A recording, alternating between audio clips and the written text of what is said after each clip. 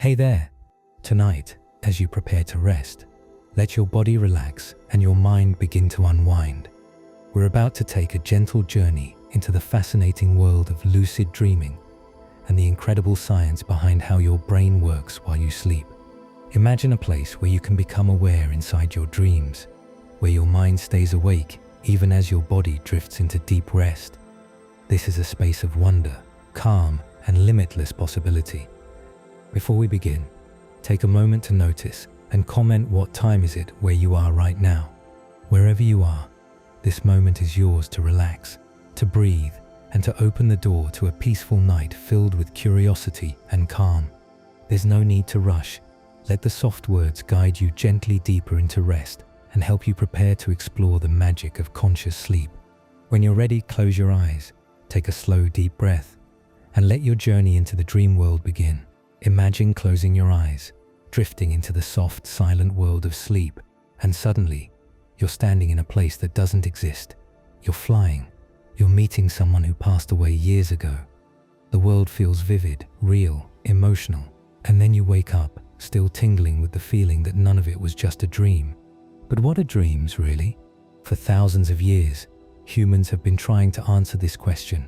In ancient times, dreams were seen as messages from the gods, prophecies, or insights into the soul. The Egyptians believed dreams foretold the future. The Greeks thought dreams connected us to divine knowledge. And across cultures, from Native American vision quests to Tibetan dream yoga, dreams were never treated as random.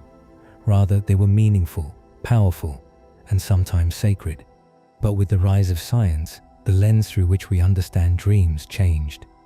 Let's begin with Sigmund Freud, the father of psychoanalysis. In his 1899 book, The Interpretation of Dreams, Freud claimed that dreams are the royal road to the unconscious. According to him, dreams allow us to safely explore our repressed desires and emotions, ones we can't express when awake. So if you dreamt of flying, Freud might have argued that it represented a desire for freedom or perhaps a suppressed ambition you haven't acknowledged. Freud's student and later rival, Carl Jung, had a different take. Jung believed dreams weren't just repressed wishes, they were messages from a deeper, collective part of the psyche. In his view, dreams are symbolic. They help us grow, process, and understand parts of ourselves we don't consciously recognize. But fast forward to today, and neuroscience paints an even more fascinating, and in some ways stranger picture. Modern science tells us that dreams occur primarily during a stage of sleep known as REM sleep, rapid eye movement. During this time, your brain is extremely active, sometimes almost as active as it is when you're awake. Your heart rate increases, your breathing becomes irregular, and your eyes dart around under your eyelids as if watching an invisible movie. It's during REM sleep that the majority of our vivid, emotionally intense dreams occur. So why do we dream? That remains one of the biggest unanswered questions in neuroscience. Some researchers believe dreams are simply the brain's way of cleaning up after a long day, filing away memories, sorting information, discarding what's unnecessary. This is sometimes called the activation synthesis theory, where your brainstem randomly activates certain circuits, and your cortex tries to make sense of it all, like turning TV static into a story. Others argue dreams serve a deeper psychological function, like emotional processing. Studies show that people who are deprived of REM sleep become more irritable and anxious. Some experiments even suggest that our dreams help us regulate emotions by replaying stressful events in a safer, symbolic environment. Then there's the threat simulation theory, which says that dreaming evolved as a kind of virtual reality training ground. Your mind conjures up dangerous scenarios, being chased, getting lost, facing loss, not to torture you, but to prepare you for real-world threats. In this sense, dreams could be a survival mechanism, but not all dreams are dark or chaotic. Some dreams are beautiful, inspiring, or even transformational. Artists like Salvador Dali and musicians like Paul McCartney have credited their dreams with giving them iconic ideas. Writers have dreamt entire plots. Inventors have dreamt solutions to problems. Clearly, dreams are more than just mental noise. They might be a space where creativity thrives, What's most striking is this: when we dream, we believe it's real. You don't usually question the logic of a dream while it's happening. You go along with it. Your brain constructs a world that feels fully immersive, and only upon waking do you realize how bizarre it was. But here's where things get really interesting, and where this audiobook truly begins. What if, in the middle of a dream, you realized you were dreaming?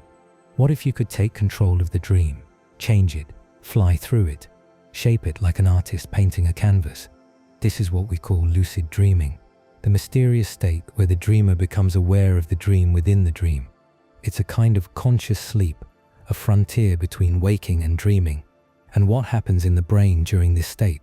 That's the question we'll begin exploring next. You're walking through a forest, the trees are glowing, the sky is green, and suddenly a bird flies by and speaks to you in perfect English. Something inside you pauses, you blink, you look around. A quiet thought enters your mind. Wait, this isn't real. I'm dreaming. And in that instant, your entire world changes. You're no longer just a character in a strange and unpredictable dream. You're the author. The dream hasn't ended, but now you know it's a dream. And that simple awareness opens up a realm where anything is possible. Lucid dreaming is the act of becoming aware that you are dreaming while still inside the dream. Some people describe it as waking up inside a dream. It often starts with a sense that something isn't quite right. The colors are too bright. The rules of physics feel off. Or maybe you're speaking to someone who's long gone. Then it clicks. You realize the truth. None of this is real, and you're inside your own mind. But what's remarkable is that in many cases, you don't just realize you're dreaming, you also gain the ability to control the dream. You can fly, walk through walls, talk to people from your past, summon anything you can imagine. You can even speak directly to your subconscious. And through it all, you remain fully aware, often with better memory, clarity, and self-awareness than in a normal dream. This might sound like a modern psychological discovery, but the truth is that people have been experiencing and recording lucid dreams for thousands of years. Ancient texts from various cultures have described dreams where the dreamer knew they were dreaming. Tibetan Buddhist monks developed entire spiritual practices around conscious dreaming, known as dream yoga, where they train themselves to awaken within the dream state as a form of enlightenment and detachment from worldly illusions. In ancient Greece, Aristotle noted in his writings that sometimes dreamers become aware of the dream while it's happening. In Islamic culture, dream interpretation was highly respected, and scholars sometimes mention dreams in which the dreamer had full knowledge of the illusion. Even the Aboriginal people of Australia speak of dream time, a kind of timeless, sacred reality that blurs the line between dream and waking life. But it wasn't until the 20th century that lucid dreaming entered the realm of science. In 1913, a Dutch psychiatrist named Frederik van Eden gave the experience its name, lucid dreaming. By lucid, he didn't mean the dream was vivid or colorful, but that the dreamer was conscious and self-aware. For decades, his work remained mostly philosophical and observational, but that changed dramatically in the 1970s, when psychologist Keith Hearn performed an experiment that would prove lucid dreaming scientifically. He worked with a dreamer who had trained himself to become lucid. While in REM sleep, the dreamer moved his eyes in a pre-agreed pattern, left, right, left, right. Since the muscles that control the eyes remain active during REM sleep, these movements could be measured by external equipment. And they were. It was the first ever signal sent from within a dream to the outside world. The dreamer had become lucid and had used his eyes to communicate. Soon after, Stephen LaBerge, a psychologist at Stanford University, replicated the results and took the study further. He developed techniques to help people increase their chances of having lucid dreams. Methods like mild, which involves repeating a phrase like, "I will realize I'm dreaming," as you fall asleep, and wild, which involves maintaining awareness as you drift from waking into sleep. He trained dreamers, recorded their signals, and conducted some of the earliest detailed studies of lucid dream brain activity. From this point on, lucid dreaming was no longer just a mystical idea or a rare talent. It became something people could learn, explore, and study. Today, scientists use EEGs and fMRI machines to examine what the brain is doing during lucid dreams, and the results are fascinating. Brain scans show that during ordinary dreams, the prefrontal cortex, the part of your brain responsible for logical thinking, self-awareness, and decision-making, goes mostly offline. That's why dreams are often strange and nonsensical. But in lucid dreams, something rare happens. The prefrontal cortex switches back on. Suddenly, logic returns. You become aware of yourself again. You can think clearly. You know who you are, and you realize the dream is not real. It's like a light coming on in the middle of the night. This reactivation of self-awareness is what separates lucid dreaming from the everyday kind. The rest of the dream might still follow dream logic, but you, the dreamer, have re-entered the story. Lucid dreaming isn't equally common for everyone. Some people have them naturally and frequently. Others might never experience one unless they try specific techniques. Studies suggest that nearly half of all people will have at least one lucid dream in their lifetime, and about 1 in 5 people experience them regularly. Children are more likely to have lucid dreams, possibly because their imaginations are more flexible and their sense of what's possible isn't yet so rigid. But adults can learn to have them too, with the right mix of intention, practice, and patience. For some, lucid dreams are a playground for creativity and fantasy. For others, they're a tool for healing. People with recurring nightmares, especially those suffering from trauma, sometimes use lucid dreaming to confront their fears safely and rewire the narrative. Artists and musicians have drawn inspiration from lucid dreams. Inventors have solved problems in their sleep, and spiritual seekers have used lucid dreaming as a way to explore the depths of consciousness and identity. But there's a deeper question underneath all of this. If you can be conscious inside a dream, if you can think, feel, decide, and remember, then what really defines reality? If your brain can construct a world that feels entirely real and populate it with people, places, and sensations drawn from your memories and emotions, then how do you know you're not dreaming now? It's the same question that philosophers like Descartes asked centuries ago. How can we ever be sure? Lucid dreaming invites us to look more closely at the nature of consciousness itself. It opens a door, not only into the mind, but also into our understanding of what it means to be awake. In the next chapter, we'll follow this trail into the brain itself. What happens biologically when we dream? What shifts occur when lucidity enters the picture? And how does the brain manage to simulate a world so vivid and so convincing that we believe in it until we suddenly don't? The journey into the science of conscious sleep continues. When we drift off to sleep, it may feel like we're shutting down, like the brain is going dark and the world is slipping away. But the truth is almost the opposite. Sleep is not a switch being flipped off. It's a journey through an intricate cycle of activity, a carefully coordinated rhythm in which the brain becomes astonishingly alive in its own quiet world. While the body lies still, the mind lights up in ways that even science is still trying to fully understand. To explore lucid dreaming, we first need to understand sleep itself. Each night we pass through several stages of sleep, looping through them again and again in cycles that last about 90 minutes each.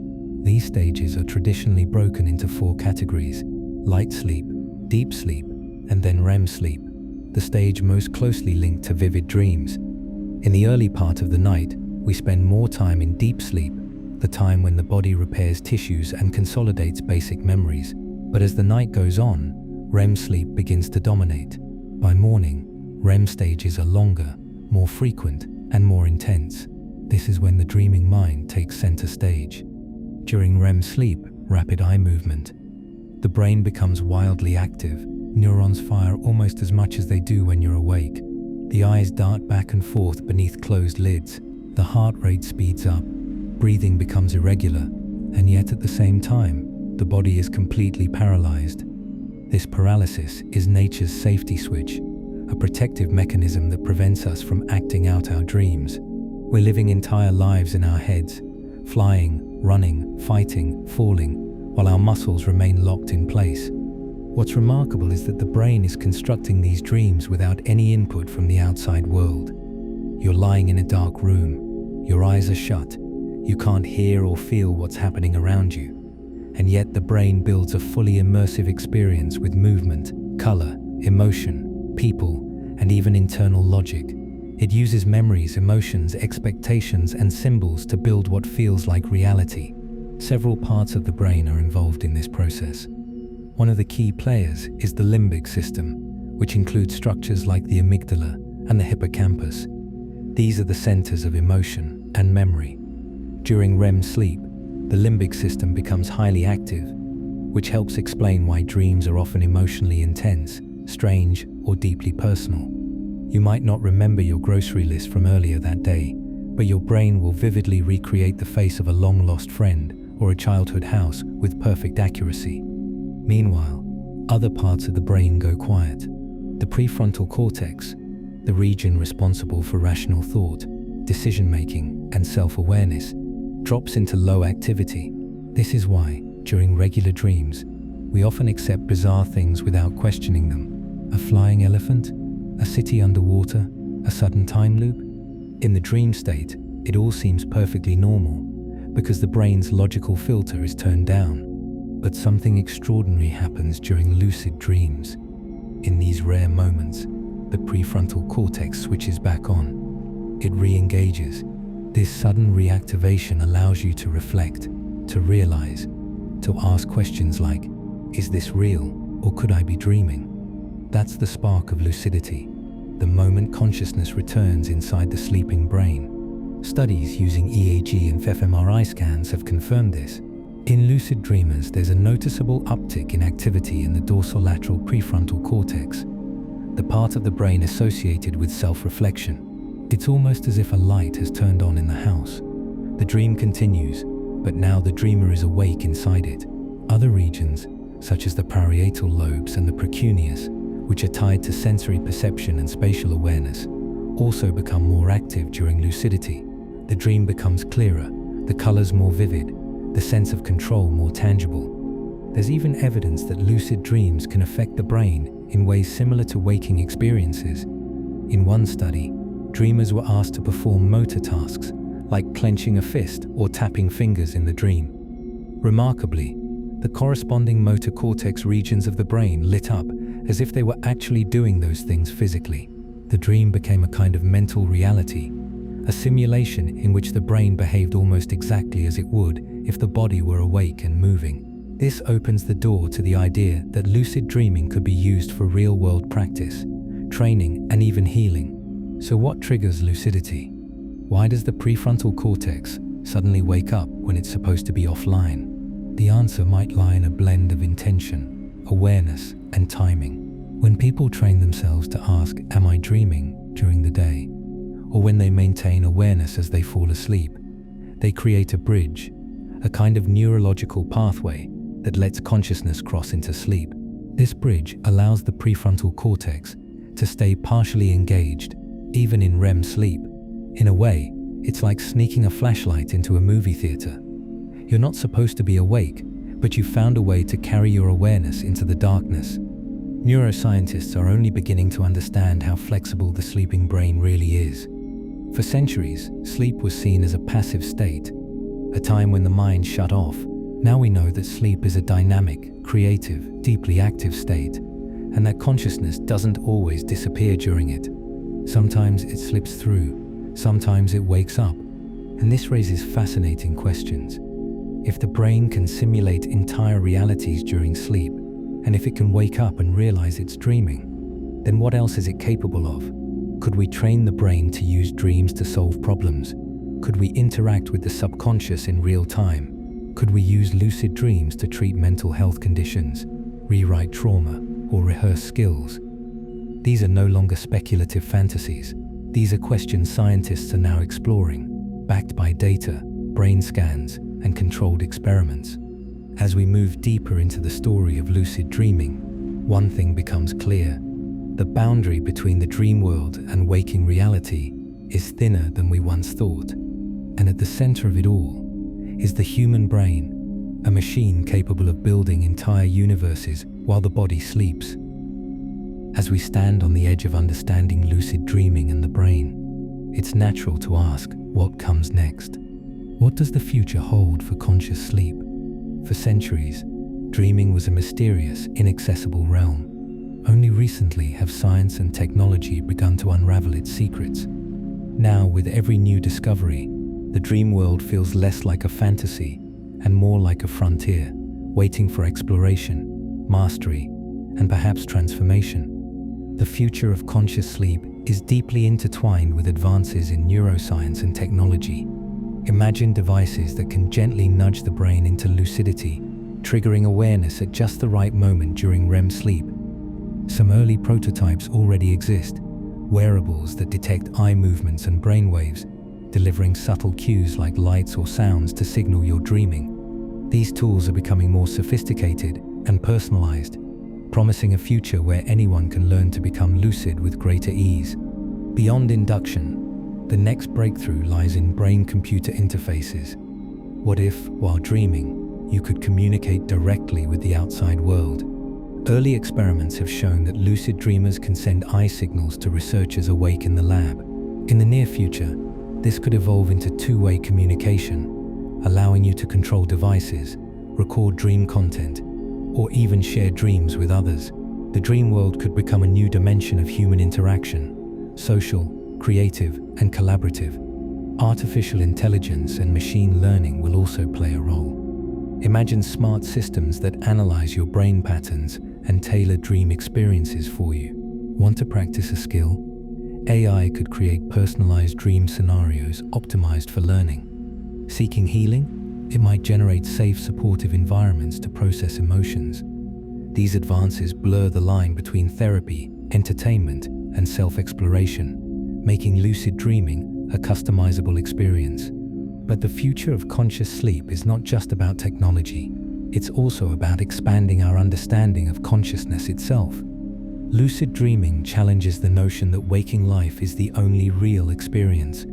It forces us to rethink what it means to be awake, aware, and alive. As science explores these questions, we may uncover new layers of the mind, new dimensions of identity, and even new forms of existence. Philosophers, psychologists, and neuroscientists are already debating the implications. Could lucid dreaming become a tool for mental health, helping treat anxiety, depression, or trauma? Might it offer insights into creativity, problem-solving, or decision-making that transform education and work? Could it lead to a future where we regularly explore inner worlds as part of daily life? Yet, as with all powerful tools, the future of conscious sleep demands responsibility. Ethical questions arise about privacy, consent, and the boundaries between reality and fantasy. What happens when technology lets us manipulate dreams or access others' dream worlds? How do we protect the sanctity of sleep while embracing its possibilities? These are not distant questions. They are urgent challenges that require careful thought as the science progresses. Ultimately, the future of lucid dreaming and conscious sleep is a journey, a path toward deeper self-awareness and greater connection to the mysteries of the mind. It's an invitation to wake up inside our own dreams and explore the vast landscape of consciousness with curiosity, courage, and care. As you close this journey into the science behind conscious sleep, remember that the dream world is not just a place we visit, it's a part of who we are. With each night, each dream, each moment of lucidity, we step closer to understanding the profound dance between mind, brain, and reality. The future awaits, bright, strange, and full of possibility. And close your eyes and imagine yourself standing in a dream. You know it's a dream. You feel the ground beneath your feet. You hear the wind moving through imaginary trees. And yet you're aware. You're not just watching the dream unfold. You're part of it. You are directing it, shaping it. You are awake within the illusion. But what's happening behind the scenes? What is your brain doing to support this fragile state of consciousness within unconsciousness? To understand this rare phenomenon, we need to go deeper into the lucid dreaming brain. In a normal dream, as we've already seen, the prefrontal cortex, the seat of logic, critical thinking, and self-awareness goes dark. That's why dreams feel disjointed, strange, and often nonsensical. But when lucidity begins, that region of the brain flares back to life. It's as if the brain is rebooting part of its waking network, while the rest of it stays in sleep mode. This partial awakening is what allows us to say, "This is a dream," and to hold on to that realization without waking up completely. What's extraordinary is that this moment of lucidity activates a very specific network of brain areas. Studies using electroencephalography, EEG, and functional magnetic resonance imaging, MFRI, have shown that during lucid dreaming, there's increased activity in the frontoparietal network. This network is responsible for self-reflection, decision-making, and meta-awareness. It's the same system that activates when we pause during the day to think about our own thoughts, when we become aware of being aware. It's a strange thing. We're asleep, and yet the same regions that light up when we analyze, reflect, and control our actions in waking life are once again in action. Another fascinating region involved is the temporoparietal junction. This area helps us construct our sense of self in space. It's the part of the brain that helps you know where you are in the world. In lucid dreams, this area becomes reactivated, giving you the sense that you are not just floating through a foggy dream.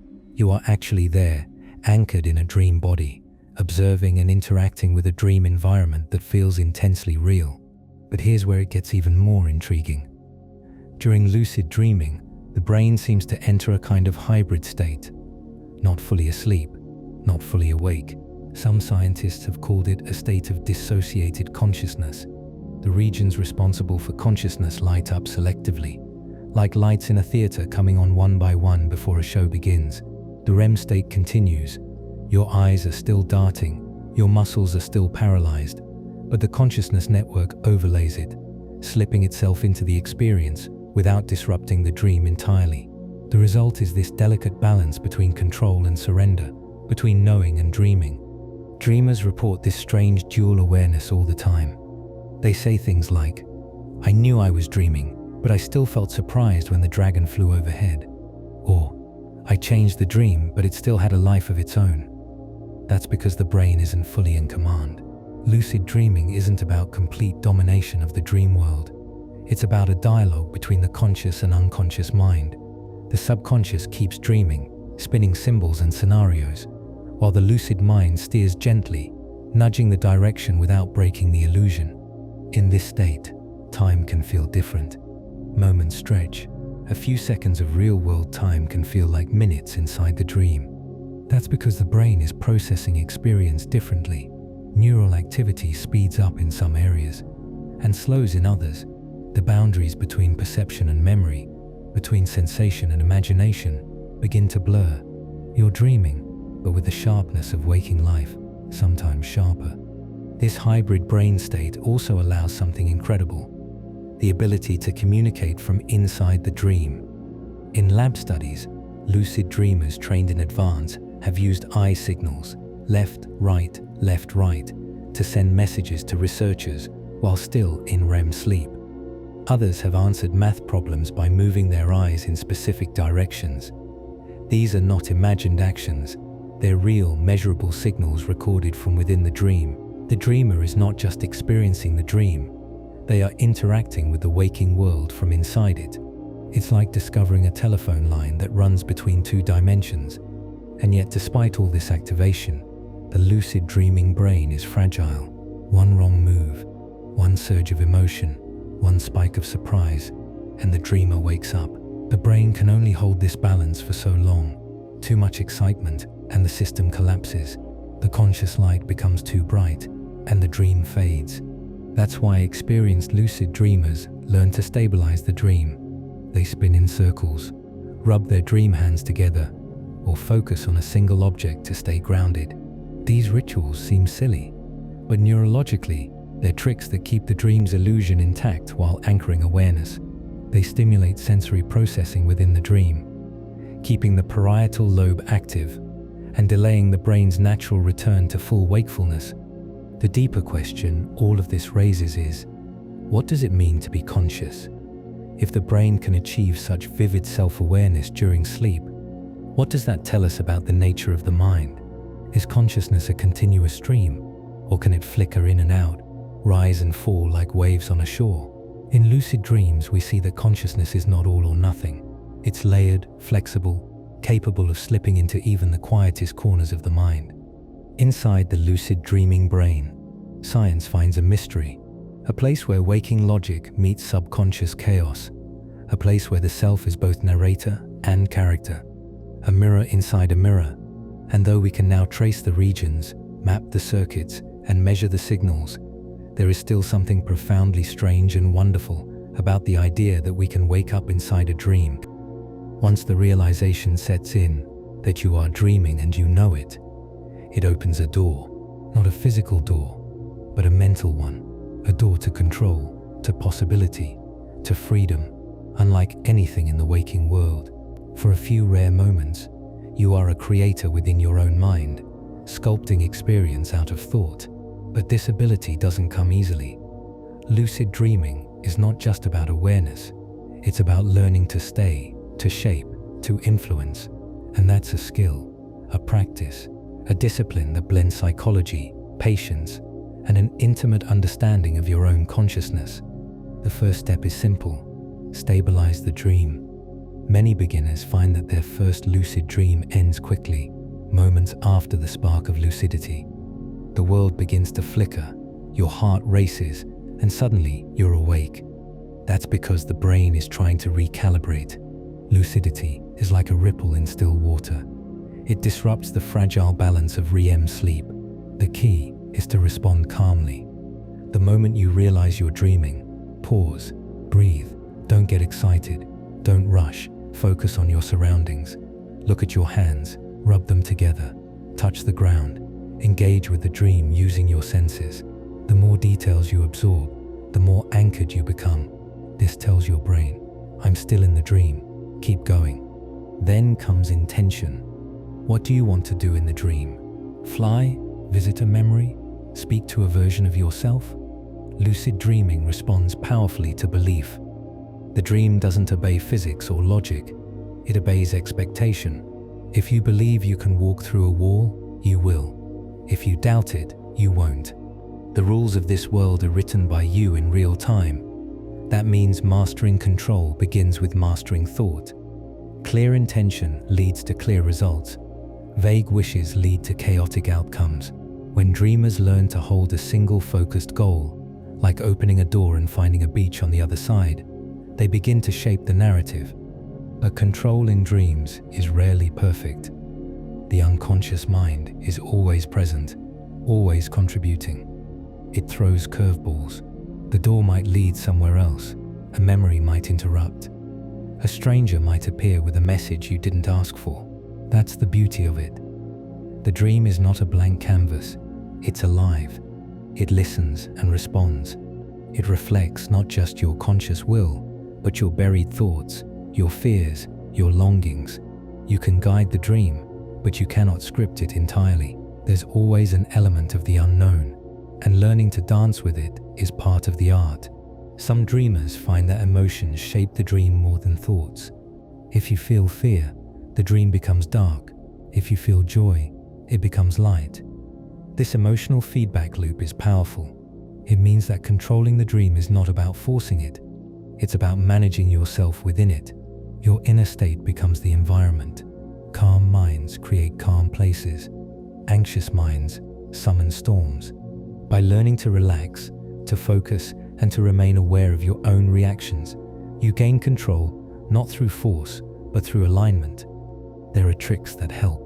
Spinning your dream body when the scene begins to fade. Saying out loud, increase clarity or stabilize. Expecting what you want to see just behind you or around the corner. Changing scenes by stepping through mirrors, or lifting off into the sky and landing somewhere new. These rituals work because they lean into the symbolic language of dreams. The brain responds to metaphor, suggestion, and belief far more than logic. But what's most surprising is how real it all feels. The dream sun is warm. The textures are tangible. You can taste, smell, hear, sometimes more vividly than in waking life. Time stretches. A minute feels like an hour. People in dreams can seem as real as anyone you've ever met. You look into their eyes and you wonder, are they just fragments of me, or something more? And then sometimes, the dream speaks back in ways you don't expect, with answers, insights, even revelations.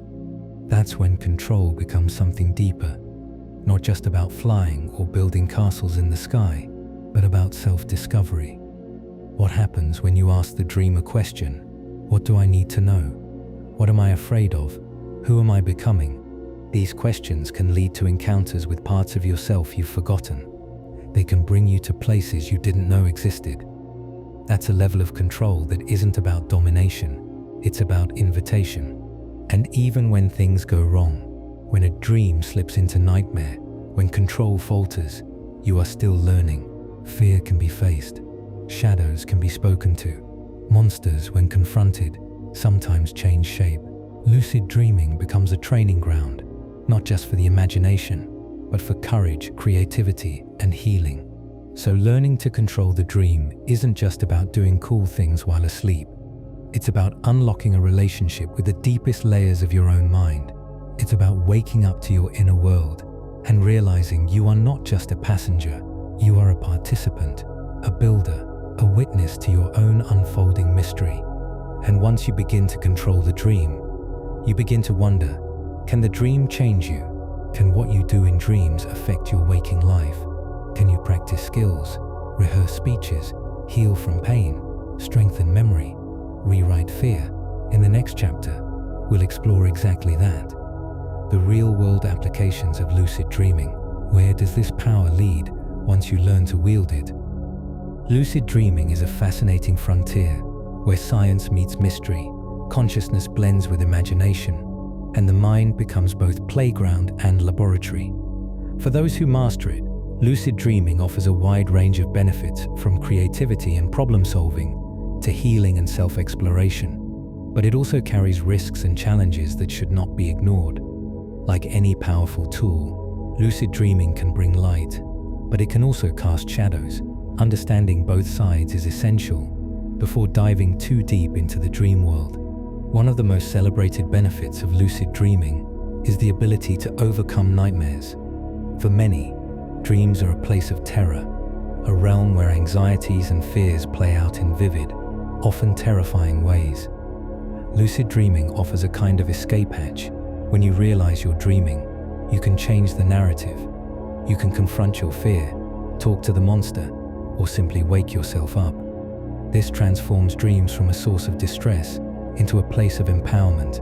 Therapists have even begun to use lucid dreaming techniques to help people with recurring nightmares, particularly in cases of post-traumatic stress disorder. This ability to face and reshape frightening experiences while asleep is a profound form of psychological healing. Beyond healing, lucid dreaming fuels creativity. Artists, writers, and inventors have long credited their dreams with breakthroughs and inspiration. The dream world is a realm where ordinary rules don't apply, where ideas morph and flow freely. Lucid dreaming intensifies this creative potential because you can consciously explore, manipulate, and experiment within the dream. You can try out new perspectives, solve puzzles, or simply immerse yourself in beauty and fantasy. Famous figures like Salvador Dali and Nikola Tesla reportedly tapped into their dreams for creative insight. Modern research supports this. Lucid dreamers often report increased imaginative abilities and a refreshed sense of wonder upon waking. Another compelling benefit is skill enhancement. Studies show that practicing movements or tasks in lucid dreams can activate similar brain areas as doing them awake. This means athletes, musicians, or anyone learning a new skill could use lucid dreams as a kind of mental rehearsal. The brain trains itself in the dream, strengthening neural pathways without physical fatigue or risk of injury. This could revolutionize how we approach learning and performance, turning sleep into an active, productive state rather than just rest. Lucid dreaming also opens a door to profound self-awareness. In waking life, we often go through routines on autopilot, unaware of the deeper currents beneath our thoughts and feelings. Lucid dreams, however, provide a unique mirror, reflecting subconscious desires, fears, and unresolved conflicts in vivid form. They allow us to dialogue with different parts of ourselves, gaining insight and sometimes even resolution. This inner exploration can lead to emotional growth, greater self-acceptance, and a deeper understanding of one's own psyche. Yet, despite these enticing benefits, lucid dreaming is not without its dangers. The first caution is that it can disrupt sleep. Lucid dreams typically occur during REM sleep, the phase critical for emotional and cognitive restoration. If a dreamer frequently interrupts or prolongs REM through lucidity, it may affect sleep quality. This can lead to tiredness, irritability, and impaired concentration during the day. For people with existing sleep disorders, experimenting with lucid dreaming may worsen symptoms. Another risk is dissociation, the feeling of being detached from reality, because lucid dreaming blurs the lines between waking and sleeping consciousness. Some people may experience confusion or difficulty distinguishing dreams from reality. This is especially true if they practice lucid dreaming intensively or use it as a form of escape from waking problems. In rare cases, this can contribute to symptoms similar to depersonalization or derealization, where the sense of self or the world feels unreal. Maintaining a healthy balance and clear boundaries between dreaming and waking life is vital. There is also a psychological challenge in maintaining control. Lucid dreaming requires a delicate mental balance. Too much excitement or effort can abruptly wake the dreamer. Too little focus and lucidity slips away. For some, this can lead to frustration or obsession. Chasing lucid dreams might take away from relaxation and rest, turning sleep into a performance. It's important to approach lucid dreaming as a practice, not a goal or a competition. In addition, there is the risk of nightmares becoming more intense. While lucid dreaming can help manage fear, it can also amplify it if not handled skillfully. Dreamers who try to face frightening dreams without preparation may find themselves overwhelmed. The dream's emotional intensity can spike, making it harder to wake up or regain control. Like any form of exposure therapy, it requires care, patience, and sometimes professional guidance.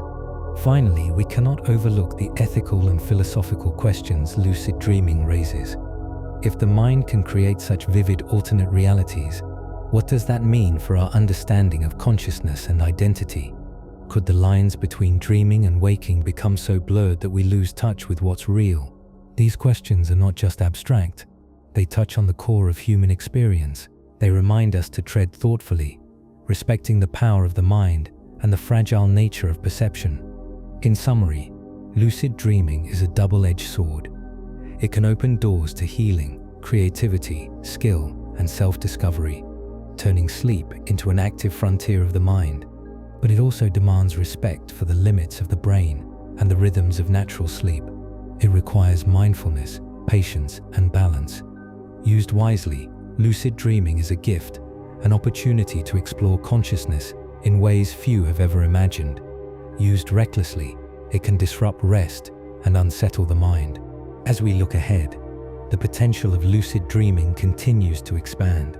Science is uncovering new ways to induce and sustain lucidity. Therapists are exploring its healing powers. Artists and thinkers are diving deeper into its mysteries. The dream world beckons with promise, mystery, and challenge. In the final chapter, we'll take a look at the future of lucid dreaming, how advancing technology and new discoveries might change the way we dream, how we heal, and how we understand ourselves. What lies beyond the horizon of conscious sleep? The journey is just beginning.